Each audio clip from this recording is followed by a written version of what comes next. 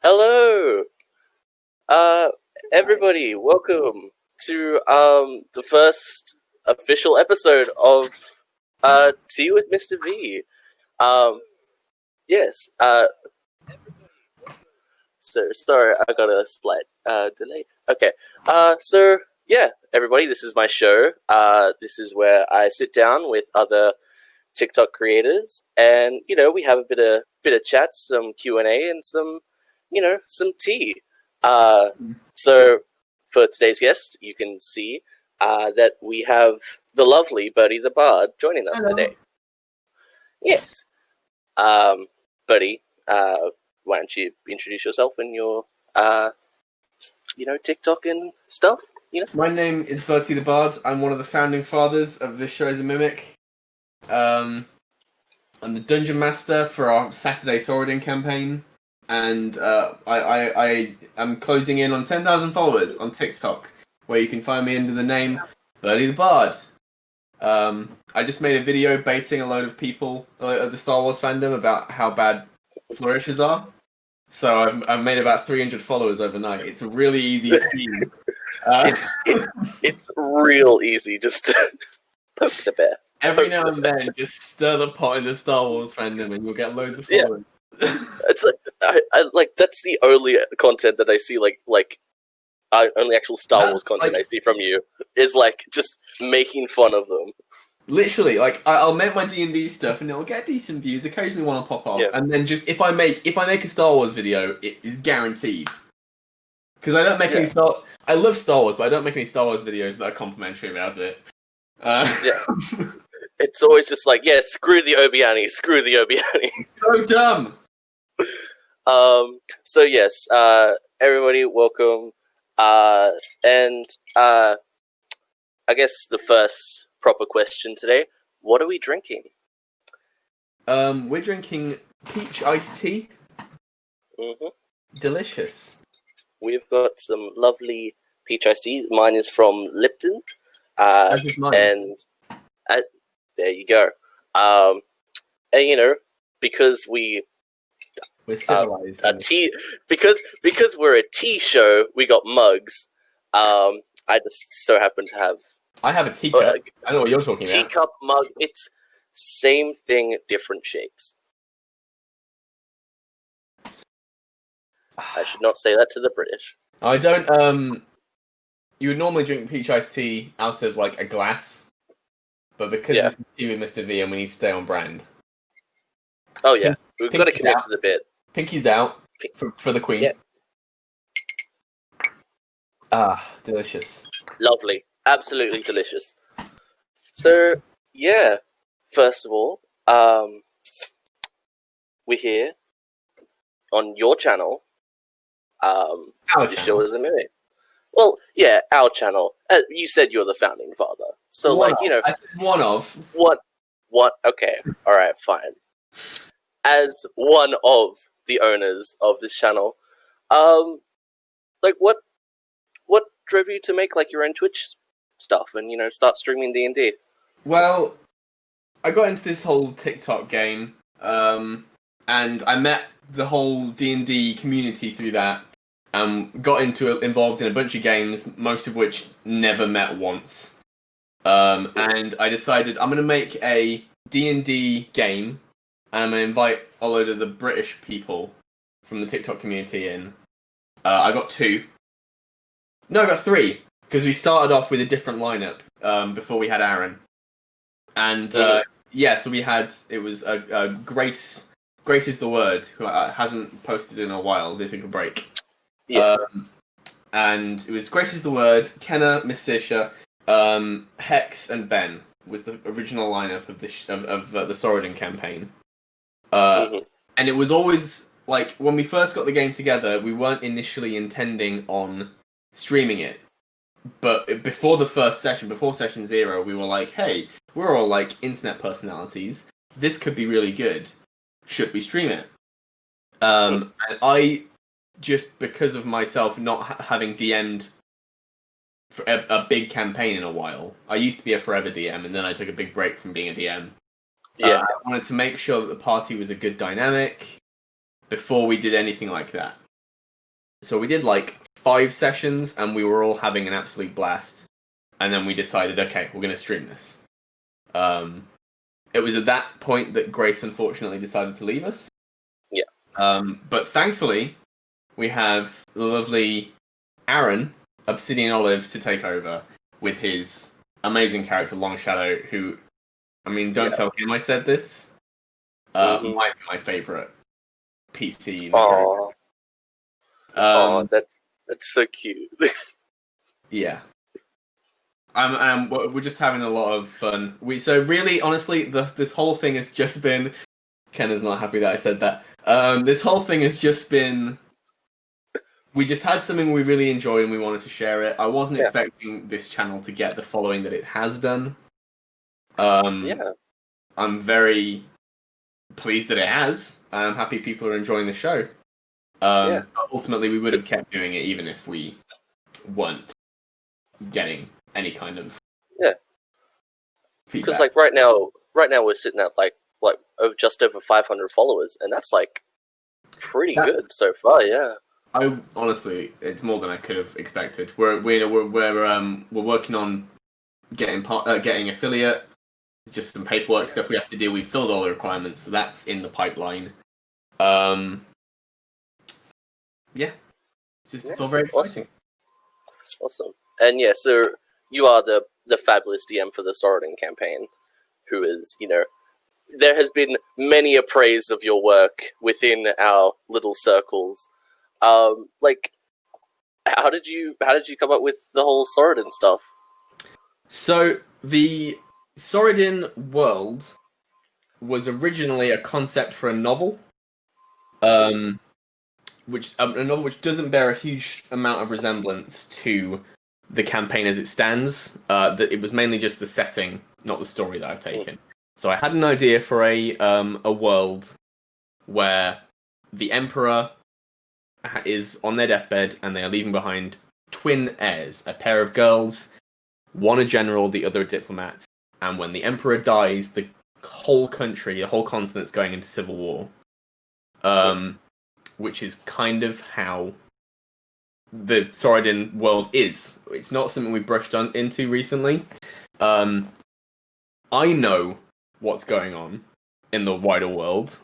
Yeah, you don't have to spoil any secrets. Like if you, I know there are players in the chat right now. Yeah. But with regards to the political aspect of Sorodin, I know what's going on personally, but the players don't because it's not something they've really pushed into. But there's a good chance, not saying any spoilers, there's a good chance the political landscape of Sorodin will start affecting the party, whether they like it or not. They don't have to engage with the political game, but it will affect them, like as war in any country would do. Yeah, like, totally. I love that so much. I love that.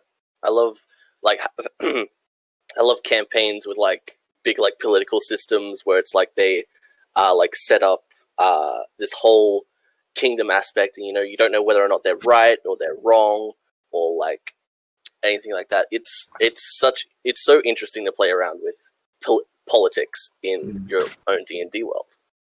And everything else in the Sorodin campaign so far is mainly a grab bag of all the media I consume, musicals, TV shows, games. It's a massive.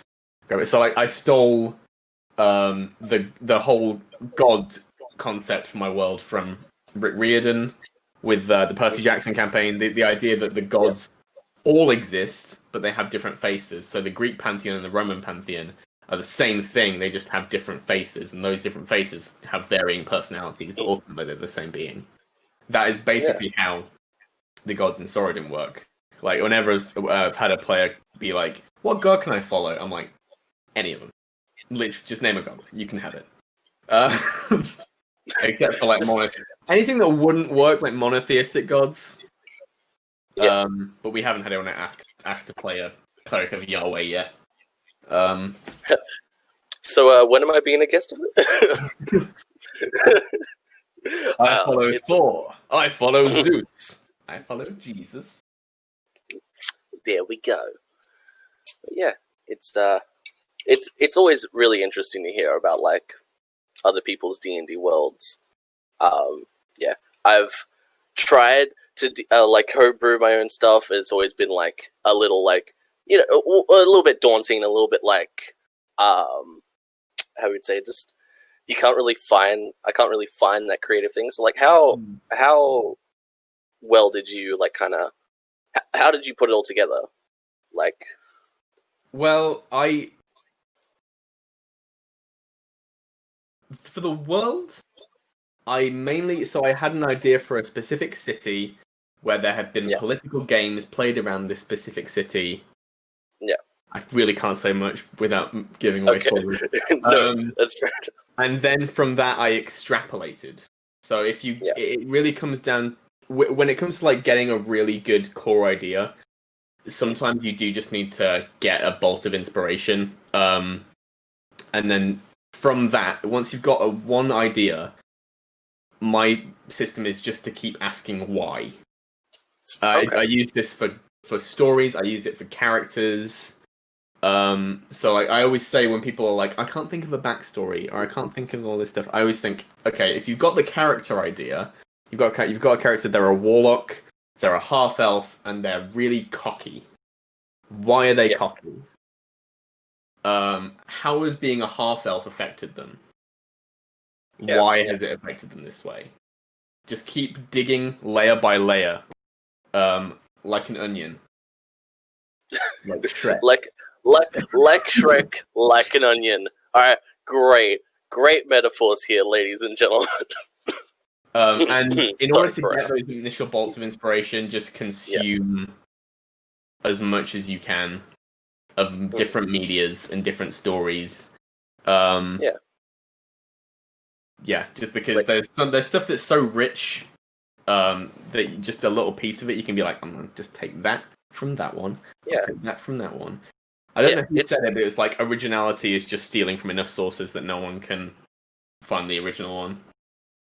Yeah, I definitely see that.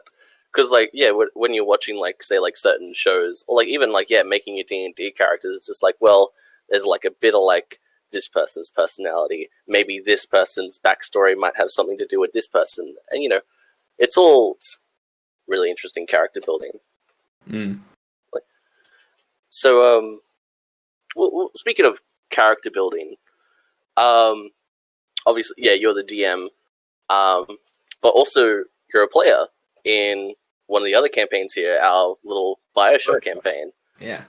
So like, well, first of all, I know you're one of the big fans of the BioShock campaign in the whole thing. So like, how are you enjoying playing BioShock in D&D? I've missed way more sessions than I would have liked, which is very upsetting, but hopefully it'll go ahead tomorrow. Fingers crossed. And yeah, so I'm really enjoying Elias as a character. He's the worst. He's the worst person I've ever had to play. He's such a dick. I love him. I normally play heroes. Elias is the first evil-aligned character that I've ever played. If anyone didn't know, Elias is lawful evil. Okay, I totally see that. It's mainly just that he's super selfish, but he's not going to break any laws about it. He's not really religious, but Columbia is, so he's just got to deal with that. So, yeah, he's super fun to play. I really enjoy the dynamic that me and Aaron have created with Elias and Etch. It's a lot of fun. And creating Elias, he's become very formed from just playing. Because originally we had the idea that everyone was going to play a Warforged for Brit's campaign. And then it became a BioShock campaign. So I was like, I don't really want to play like a Big Daddy or a robot. So I know I'm the only human in a whole party of Warforged. Which we can't heal. None of us can heal the Warforged. I get all the heals. Yeah, we have people I'm who never can gonna heal, die. but it's only you. Oh. It's great. But yeah, uh, as like Elias and Etch, Aaron's character, has like a very interesting dynamic. Like how much did you work on that like beforehand? Like how much did you work with him and like you know? We didn't work too much that I Right. remember. It was a kind of a spur of the moment decision. We were like working on characters, and I just floated the idea. I was like, "Hey, Aaron, what if we like were like I was your creator?" And immediately we just started bouncing ideas off each other and of like how it came to be. So like the context of why I would build him. Etch is just Elias's biggest flex so far. Yeah. He was they were like they created these protector units which were like robots, but they needed organic parts to make them sentient and all that stuff. And then Elias was like, I'm gonna make a fully synthetic being and make it sentient. And on top of that, I'm gonna have it use vigors, which no one else has done. Boom. Yeah. I'm the best in Colombia. Step off. Yeah. And like I'm not sure how much you saw of the last episode when you were I'm fully caught up. Okay, cool. So like one of the things that I said to Aaron afterwards was that I'm not sure how much character like Etch got a fair amount of character development in that episode.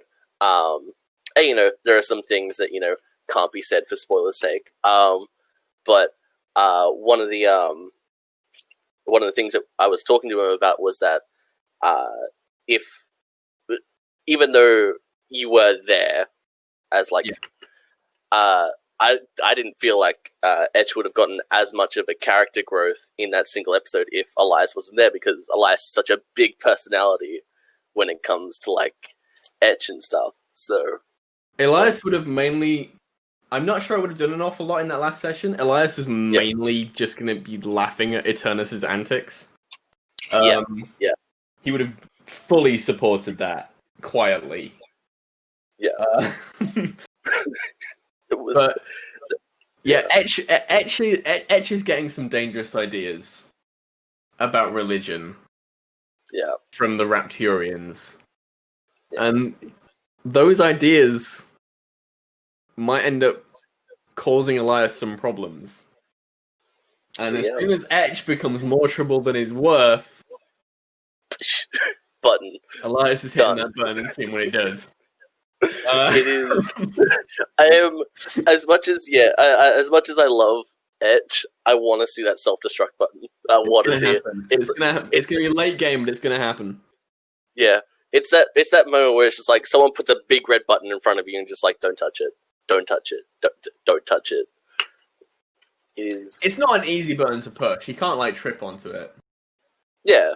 You need to like get like a massive wrench or a sledgehammer and just smack him on the back of the neck. you see Elias pull out a sledgehammer from his bag of holding. It's like, here we go.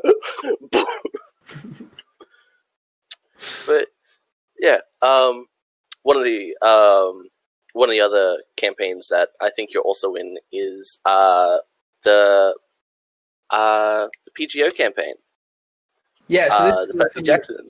Something that's kind of difficult for our audience to get a hold of. We stream it on Hannah Sooner or Later on her Twitch channel, but we have decided not to publish it permanently. Yeah. We were having a plan. We were going to podcast it, but we're all just kind of enjoying just playing. But it's a huge amount of fun. We haven't fully ruled out the possibility of bringing it to the show as a mimic at some point, maybe in a later campaign. That's completely down to Aaron as the dungeon master if he wants to bring it on. Totally.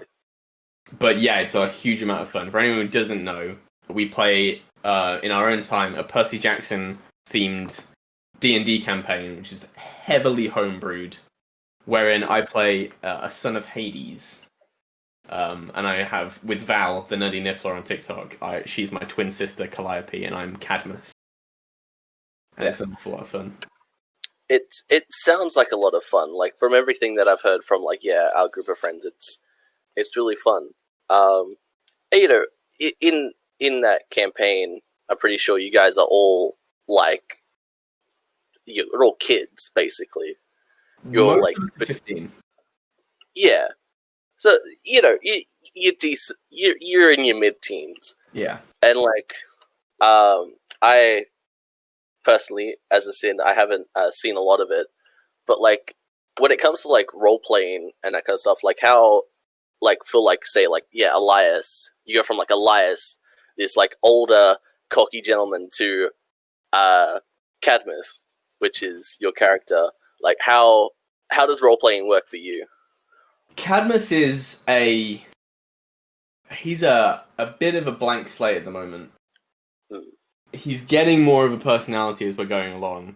In yesterday's game, we discovered that Cadmus is deathly afraid of Pegasi, being a son of Hades, and Pegasi being created by Poseidon and flying through Zeus's domain. They're a big no-no for a son of Hades. So yeah, a lot of things like that. His relationship with his sister. A lot of role-playing Cadmus is kind of just bouncing off of the stimuli that are given to me. Yeah.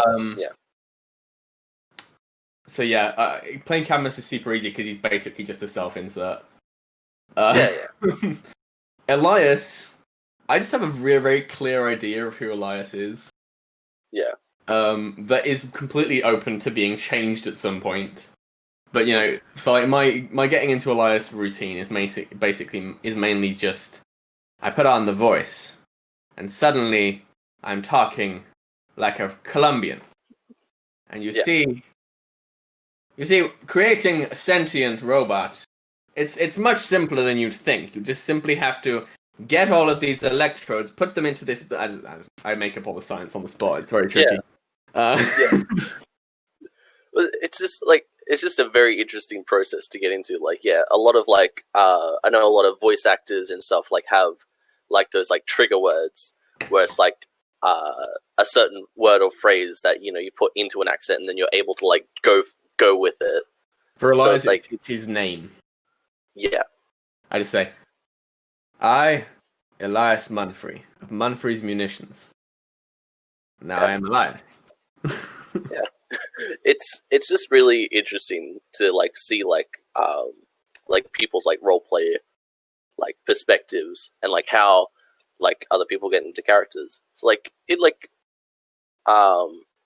it doesn't have to be like within like the campaigns that are streamed or anything. Like even like personal home games. Like how have you found like role playing as these characters? Like when it comes to like other people, have you noticed like any similarities between like any characters or like major differences? Like what's been some interesting role play stuff that you've done? I haven't played an awful lot, honestly. I haven't been a player too many times. The main campaign that I've been in, other than the ones that have been streamed, was a campaign run by my sister-in-law, where the character was essentially Robin Hood, like Taron Egerton 2018 Robin Hood, in terms of his fighting style and his aesthetic. Yeah. And then his backstory was King Arthur from King Arthur Legend of the Sword, minus him being a prince. So he was raised in a brothel. He started running with criminals, and he eventually worked his way up to being kind of the mafioso of his area.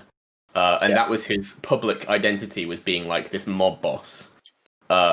But a mob boss with a heart of gold who protected the people in his town, because the people running the city, his sheriff of Nottingham, were evil. So he he extracts taxes in order to be able to keep criminals out of his turf, and keep the guards that are in his area under pay. And then in the evening, when night falls, he dons his hood and his mask, and he becomes the Fletcher. So his name was Ryden Fletcher, but he doesn't have a surname, so he's Ryden, and that's his public persona. and then he's the Fletcher, and then his full name is Ryden Fletcher. And so yeah, his Batman persona is the Fletcher, and he goes out and he like robs grain carts to be able to feed the poor people, and he's a lot of fun. He ended up just being a massive socialist. Yep. He's in the campaign was originally very like freeform. We didn't have any plans for it. My sister-in-law, the DM, didn't have any plans for it, and then eventually it's just become we go from city to city and we overthrow the nobles there. It was just eat the rich. Yeah. It's fun. He had a very fun dynamic with the party's sorcerer, who was a noble. But they were a noble by circumstance. They were adopted by a noble family, so they weren't noble by birth, and that's always been like hanging over them. So like, it's been fun for that character to learn how the poor people have it, and at the same time, Ryden has had to learn to see the shades of grey in the world. Which really hit home when the DM put the ruling noble of this city that we just overthrown was a kid who was kind of just a placeholder while this council ruled everything. So he just walked straight past this this little kid, killed the noble who was who was actually pulling the strings, and just walked off. He was like, "I'm not dealing with this fucking kid. I'm leaving." you all, I'm done here. You all can decide his fate. So. Oh god, that's so funny. Thank you to everyone in the comments who's wishing me a happy birthday. I was just about to say, it seems like people in the comments have figured out that it's your birthday today. So as of 26 minutes ago. Hell yeah. Happy birthday, man. Thank you. I'm happy that you got to spend the first hour of it with me. Sorry, my headphones unplugged. Oh. Go ahead. I was just about to say, I'm happy that you got to spend the first hour of it with me on stream. No problem. Wow. Okay. Well, yeah. Happy birthday, man. Hope it's a good day after this. And so let's just move slightly away from D&D. So, BurrtyTheBard, TikTok, how? Well, first of all, how did you join TikTok? Why did you join TikTok? Well, I'm glad Ben's not here to see this, but basically, I never thought much of TikTok. I just watched PewDiePie's videos of him just roasting TikTokers, and was like, "Oh, that's funny." And eventually, so Ben had just hit 20,000 followers, and he went into, because I've been friends with Ben for about 5 years. Yeah. He went into our Twitter group chat with a bunch of other people, and was like, "Hey guys, I'm just this whole thing. I kind of do TikTok, and I just got a brand deal with Wizards of the Coast. Just to come flex on us." And the so most accurate Ben wow, you've got 20. No, we all wanted to be supportive. Yeah. I had to fight against all of my instincts to start roasting him for being a TikToker. But I withheld it. I made a TikTok account and I was like, "I'm going to follow you, Ben." And that's where it all went wrong. Hi, you may be wondering how I got here. Yeah, so basically, I started watching Ben's videos, and that put me onto D&D TikTok, and then I just started watching more and more D&D TikTokers, and then I was like, I could do this. I made one, and it was kind of successful. It had 1,000 or so views for our first video. Yeah, that was pretty good, and then a couple blew up. I had one which was the Orpheus and Eurydice audio, which did really well for early days. For early days of my channel. It did really, really well. And I just started getting more and more gratification out of it. I was like, oh wow, 1,000 followers, that's pretty cool. And here I am now. almost at 10,000. It's fine. Once I hit 10,000, I'm deleting the app. Everyone's got like 24 hours to go follow Birdie before he completely deletes it. Alright. Nah, it's fine. What am I on right now? I'm on 9,481. That's pretty good. Yeah. That's pretty good. Yeah. I just do it for fun. Yeah. As you can see from when I take like 2-week hiatuses without telling anyone. If I'm not feeling like it, I just don't do it. No, that's completely fair. You just see a random like Birdie video just come up every now and again. It's just like, oh, Birdie's playing with his sword. Cool. That's nice. It's always nice. Always nice to see. But yeah, your content's like really like it's definitely variety content because you do have like I changed my bio from just saying I like D&D, writing and music, and then I added general nerd shit. Once I started doing cosplay, I was like, I'm just gonna. Yeah. What's been like your favorite content to like film?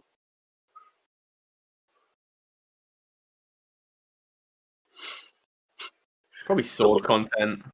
Yeah. And from everyone making weird comments in the chat, it's an actual sword. I can go get it if you want. It's not a euphemism. That's not Twitch appropriate. Although apparently neither is my actual fucking sword, according to TikTok. Because the second I put it in any of my videos, it's immediately taken down. The sword struggle. I'm so surprised that my last 2 sword videos haven't been. They were never even slightly flagged. Yeah. Very surprising. It's very like I have one of my swords that I usually put in my videos. It's like a LARPing kind of sword. It like never gets taken down. I'm always really surprised because you see like people who are like bigger ones that have like even like cardboard swords that get like taken down. I'm so certain that I'm on a watch list.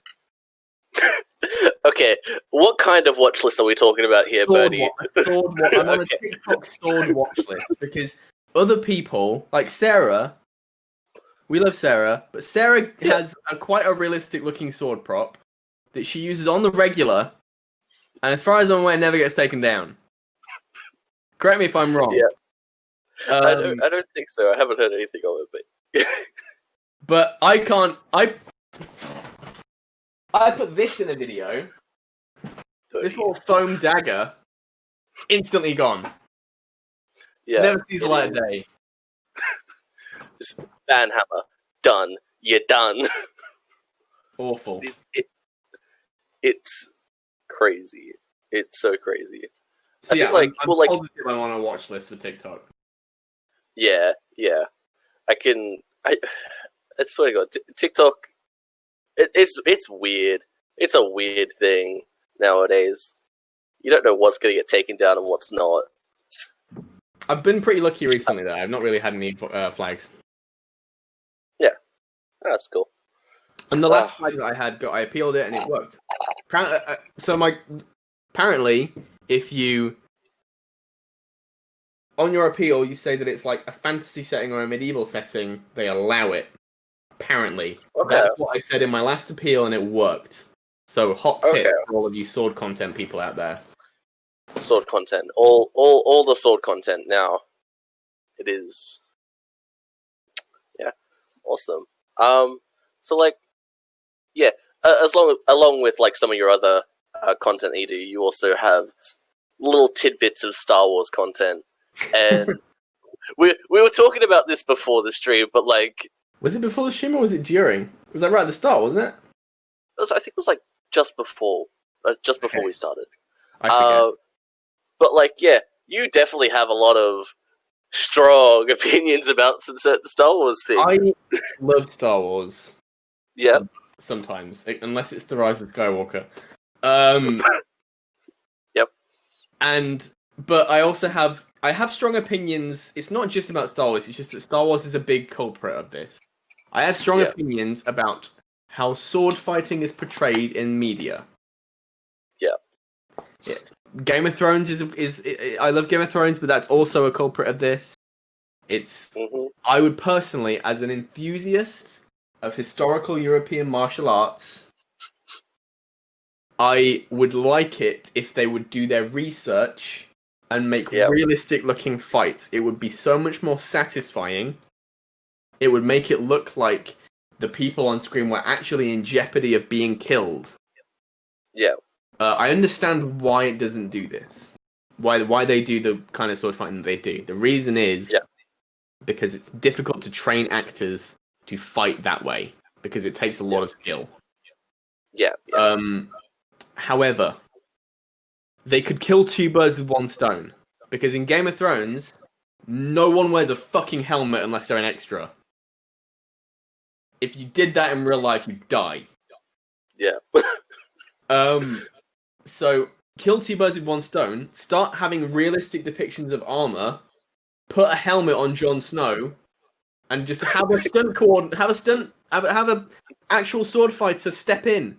He puts a helmet on, and it's a different guy, and it's a guy who knows how to sword fight. Done. And maybe then it'd encourage actors to learn to sword fight. Yeah, it's what's been some of like the best sword fighting you've seen in like media? Well, there's this amazing YouTube video, which is it's this short film company who just make films to show that you can make realistic historical things look good. Okay. So it's called Adorea. It's called Adorea. Adorea. And if you search up Adorea longsword duel or longsword fights, you'll get an amazing Renaissance longsword duel. These two guys, not in armor, they're in Renaissance clothing, and it's all real historical fighting moves, like guards and thrusts and strikes, and it looks brutal. It goes on for quite a while. So this is another thing with Hollywood fighting versus real fighting. Real fights tend to be over very fast. Whereas longsword Hollywood fights need to go on for a while to pad out the runtime and to deliver execution. They keep it going for a long time. It's just that they have to choreograph it really tightly. We were on topic of Star Wars. So Star Wars is the prequels are a massive culprit of just horrible flowery spinning for no reason. The Obi-Annie spin is the favorite of TikTok, and it infuriates me every time. I've blocked TikTok accounts because they kept showing up on my Really? page. Yeah, there's this one TikToker. I'm not going to name him because I can't remember him, but he's like a self-proclaimed fight coordinator. Yeah, and he just posts loads of videos of him doing all these fights that he's coordinated, and they are so painful to watch as someone who has... I'm an armchair expert, I will preface this. Yeah. I do have some training in HEMA, but I am an armchair expert. I'm quite new to the hobby. It's infuriating to watch when as soon as you have just a little bit of knowledge and it's because it's how your mind switches. Your mind switches from this is dumb and cool and the flashy light sticks to how is that trying to kill them? You start noticing when the strikes are going for the blade. So this is something a lot they do in Hollywood. So they don't hit for the body; they hit for the blade. Yeah. And you see it. You follow the line through, and you see that if they hadn't blocked, they would never have been hit. And as soon as you start noticing things like that, it kind of ruins it. Because you see that no one was actually in any danger. Yeah. It's just, you could have just stood still and they wouldn't have done anything. Yeah. And the fact that no one's in danger kind of removes the stakes. So the reason I always target Star Wars TikTok with those videos is because it gets me a lot of views. Yeah. Also, just to see the amount of mental gymnastics that Star Wars fans use to justify the prequel fights is a sight to behold. Yeah, I've seen some of your comments in your videos. It's quite fun. Am I allowed to rant? Yeah, go for it. So there's this frequent one that comes up. I should make some response videos about this. There's this frequent argument that comes up. It's like, oh, but the Jedi can see a little bit into the future, so they're predicting their opponent's moves. That would be a valid argument if only one of them could do it. However, because both of them can do it, the effect cancels out. Yeah. Both predict, so they're just having the same sword fight a couple of seconds into the future in their heads. So the moves should stay the same. It doesn't matter if you can predict the move. Yeah. If your sword's behind your back, they can thrust faster than you can bring your lightsaber around. Yeah. That's just the thing. And then people are saying like, oh, but lightsabers are lighter than real swords, and they don't weigh anything. First of all, yes, they do weigh stuff. You fake fan, go watch Rebels. Yeah. They have weight. They say it in the show. Dave Filoni said so. It's canon. It's canon. They have weight. I'm pretty sure I remember someone saying that George Lucas told the actors to act like they were heavier than they are. I'm certain I remember someone saying that. I can't give you a source, so take that with a pinch of salt. But it really doesn't matter. With the points that I'm trying to make of stop spinning, there's just the one chief reason not to spin ever. It is, unless you can do it faster than they can jab, you're gonna die. Yeah. No, I get that. It's just, well, yeah, I think you said like a few times in your video, like, having your sword behind your back, that's the worst thing you can do. Yeah. What's it going to do back there? It doesn't matter. Like, okay, the one thing that I will allow this Jedi to spin with is deflecting blaster firebolts. Because, they can, like, sixth sense where they are, so they know when to put the blade where. So that's when spinning makes sense. But when they're in a duel with another lightsaber user, another Force lightsaber user, doesn't make sense. There's another one I had. So because in my latest video I didn't actually target Star Wars, I just did the Obi-Wan spin and I put hashtag Star Wars in the thing. I didn't actually say, Star Wars, you're dumb. I said stop. Like you are known for. I said stop spinning your sword. That's all I said in the actual video. So I had people being like, "Oh, but it allows you for a stronger strike if you spin, and you've got to keep the momentum up." It takes about a pound of pressure to break skin. Yeah. You don't need to hit someone hard with a sword to go through them. Swords are sharp for a reason.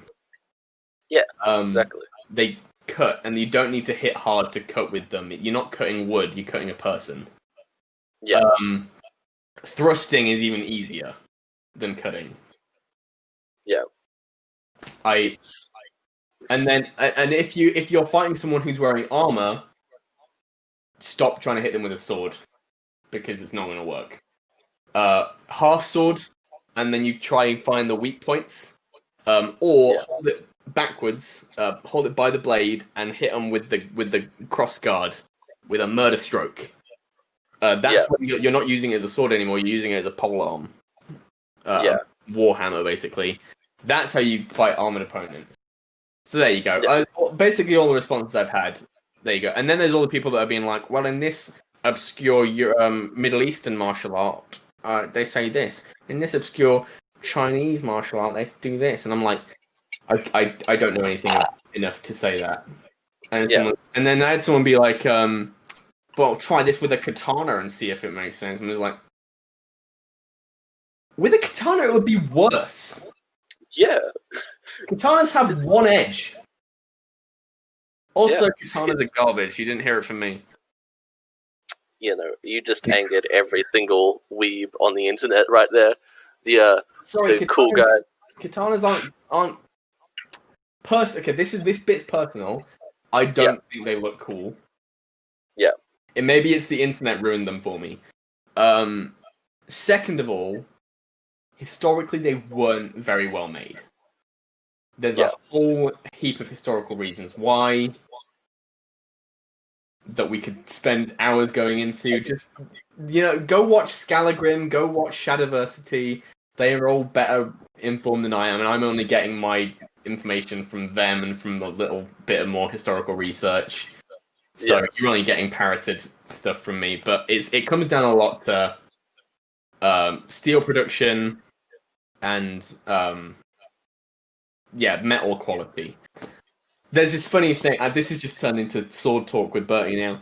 I love it. Go for it. There's this funny thing that was talked about on Shadowversity's channel, which was this whole idea of folding steel to make it stronger. So you do fold steel to make it stronger. You do. Okay, the reason why you fold steel is to remove impurities. Yeah. However, steel is iron with impurities. That's what steel is. It's iron and carbon. So what happens if you fold it a million times, like they do on this?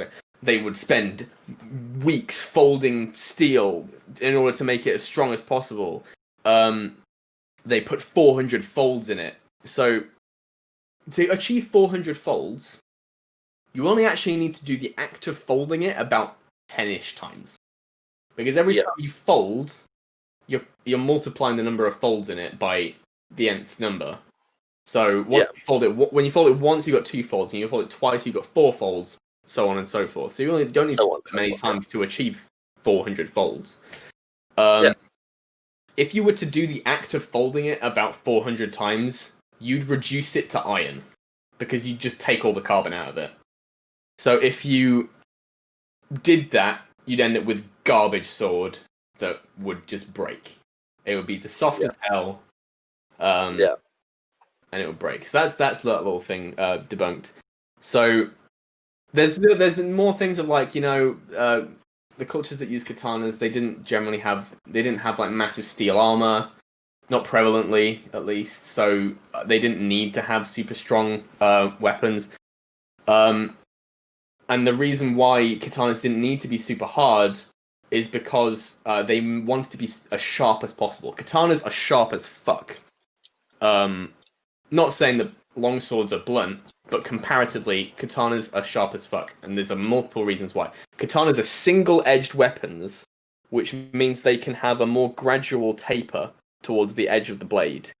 So rather than going like that, because they have to have 2 edges, which is what a longsword would be like, they can go like that, which means the edge is much more keen. Also, so you know that little like wavy line down the middle of the katana? Yeah. I've seen them a few times. That's 2 different kinds of steel. Okay. So the darker part, which is the spine of the blade, is harder than the actual edge parts, because the edge steel is softer, so that it can be sharpened more easily. Just interesting facts. And then the other part is harder to give it strength. So yeah, it's why like I've seen videos of people like using katanas to try and cut longswords, to prove that katana is a superior weapon, and then the katana is left with this massive fucking dent in the blade as a result. Yeah. Favorite sword and why, says Ivy. Longsword, all the way. Cruciform longswords are the coolest swords. Cool. I guess we'll get into that now. We're going to be asking some questions and answering some questions. So favorite sword and why. I personally, am a fan of a longsword as well. Just because, the sword that I have is based off of it, and like I've done some sword play stuff with it, like with LARPing. So like that's pretty good. So we got next question.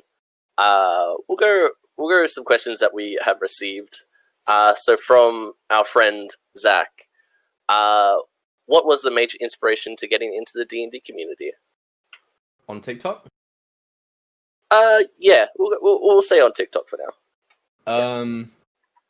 There wasn't an inspiration to get into the community, really. It was mainly just I did D&D videos because that's what I'd seen most of, and also I know a lot about D&D, and I wouldn't really know what else I'd make videos about besides like making music or something, or swords. And I really got into the community more because of Ben brought me into the Discord that is shared by a lot of D&D creators. Because Ben had just been brought in, and he was like, "Hey, while I'm here, can my friend Bertie come?" I was on like 3,000 followers, 2,000 followers at this point.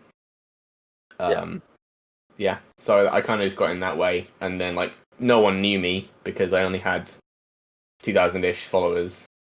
But yeah, I just started talking to people and grew a lot more from there. Yeah. I did receive clarification for that question. Just D&D in general. How did you get into D&D? How to get into D&D? Okay, so I first wanted to play D&D because I saw the Yogscast play it. Yeah. I'd always heard of D&D, but I never really knew what it was. I heard it mentioned in media. But I saw the Yogscast play it on their Yogs Quest series, and I thought that looks awesome. So I went to my friends at school, and I was like, "Hey, we should play D&D sometime." And then my friend David was like, "Oh, I can play Dungeons & Dragons. I play it with my parents and stuff." And I'm like, "Cool, you're the DM." So okay. we went over to his house one night to play D&D, and it was D&D 3.5. Yeah. It's the only time I've ever played D&D 3.5, and it put me off D&D 3.5 forever. Yeah. We spent most of the day rolling characters because it was so confusing. And then it was a very fun session though. So we spent most of the day rolling characters. None of us really had backstories because we didn't really get that yet. But we were on this ship headed to the mainland of this where the quest was going to be, where the whole storyline was going to be, and we decided before we do anything, we need a map of the island. We need a map of the land we're going to, and we're not leaving anywhere until we get it. So we immediately start searching the ship that we're on for a map of the island, and like we don't even wait for the boat to like pull into port and then go to a shop or something, which is what I would do now. We were just like, no, there's a map here and we can find it somewhere. So we go to the captain of the ship and we're like, hey, have you got a map we can buy? And he was like, no, I've only got maps of like the whole world with lots of different lands on it. We end up threatening him somehow. I think I had felt like the conversation going badly. Yeah. So I didn't really get how initiative worked, so I thought drawing my weapon would mean that I'd be able to react faster and get like the first hit in a fight. So I was just like, I'm gonna draw my mace. And he just has the captain freak out. He like rolls a dice and suddenly the captain's freaking out. So we are like, fine, God, jeez, man. So we decide we need to make a distraction to get the captain out of his quarters so we can go in and steal his map. And we start a fire below decks. What? I don't remember the logic. We start a fire below deck. Yeah. And we close off the ship like thing, so smoke just starts building up, and then we go to the captain and we're like, there's a fire, you gotta go. And meanwhile all the crew are like freaking out because they've got a fire. We go into his room, we find a map, the lying bastard. Turns out the DM just needed time to like change the map that he had because it had lots of spoiler stuff on it that he didn't want us to see. So he was like frantically making a copy of the map that he knew he was going to have to give us. And then we emerge victorious with our required map, and the remaining crew, because a shitload of the crew got trapped below decks and are all dead. Dead. The remaining crew are like, what happened here? Oh my god, you just killed everyone. And we're like, the captain did it. The captain did it. It's like, why would the captain do it? For the insurance money. For the life insurance. The insurance money. Roll deception. Oh my god, the captain did it.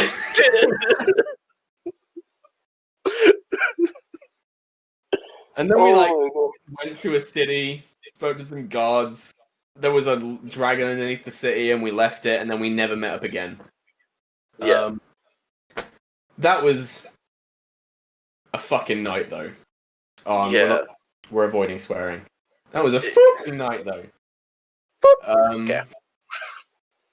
And yeah, that was a lot of fun. Anyway, and then it was a long time before I ever played D&D again. I tried to get some games going. And then 5-ish years ago, I decided, because I was in this online group of people that I met through World of Warcraft.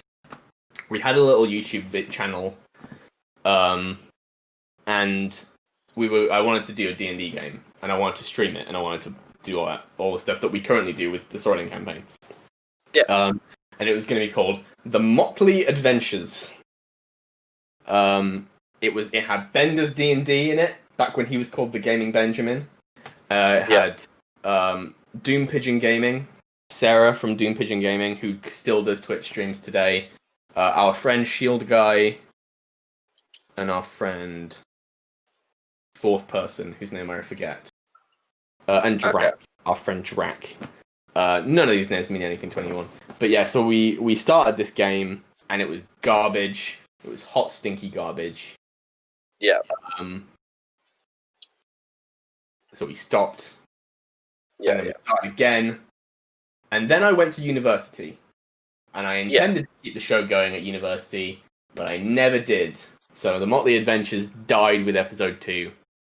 Yeah. And this is all and this is all led up to basically this. Where now when I went to university, I started playing D&D there. Just with friends. Fast forward, just playing D&D casually. Yeah. Here we are. Yeah, that's awesome. So I think we got time for we've got 2 more questions. This is coming in from our local level 20 bard, Mr. Dankles. What's your favorite variant of bard?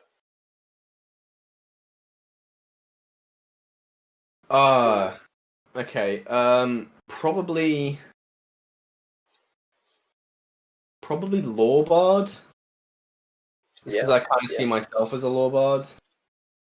I mean, I do love my swords, which you'd think would make me a valor bard, but I'm just a sword enthusiast. Yeah, you read up on a lot of sword stuff, so you know a lot of lore. I just bought a book with a bunch of historical treatises on longsword in it. Yeah, and if the majority of this live stream has told us anything, you know a lot of lore about swords. So I always consider myself a storyteller.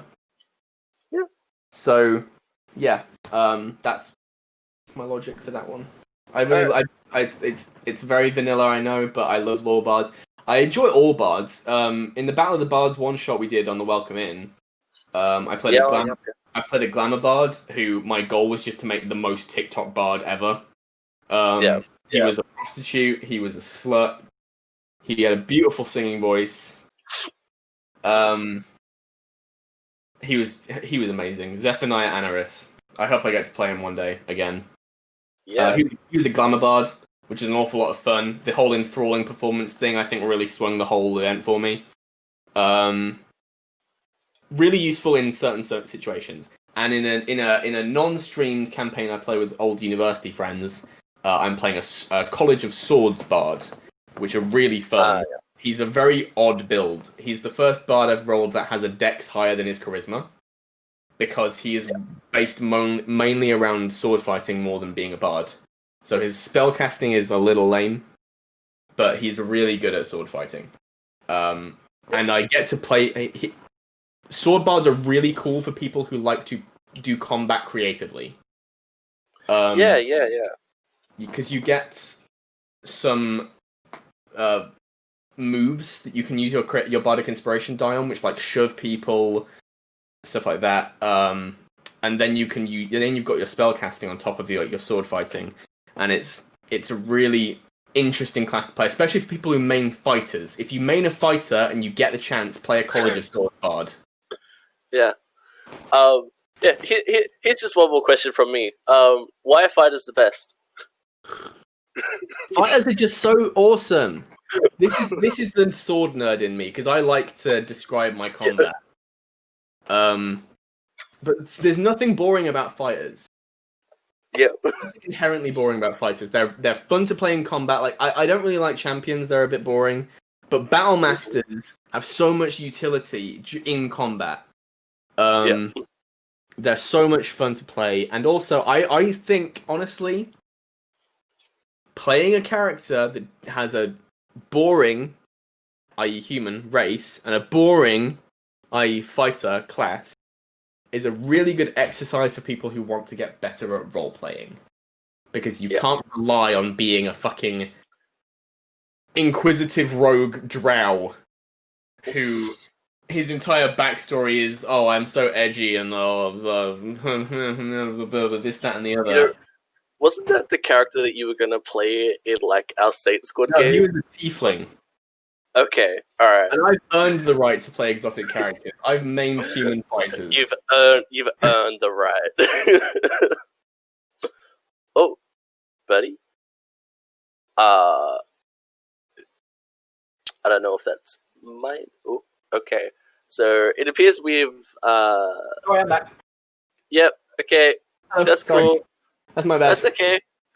All good. I kicked my internet cable. Okay. Alright, cool. Yeah, it's fine. The stream will just get like a quick speed up of your view. Well, I'm not cool. Well, like on the stream. On the stream. Yeah. So yeah, we'll go one more question.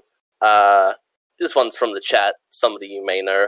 Imi wants to ask, what's your favorite sword that you own? It was my steel one. However, my steel one is garbage.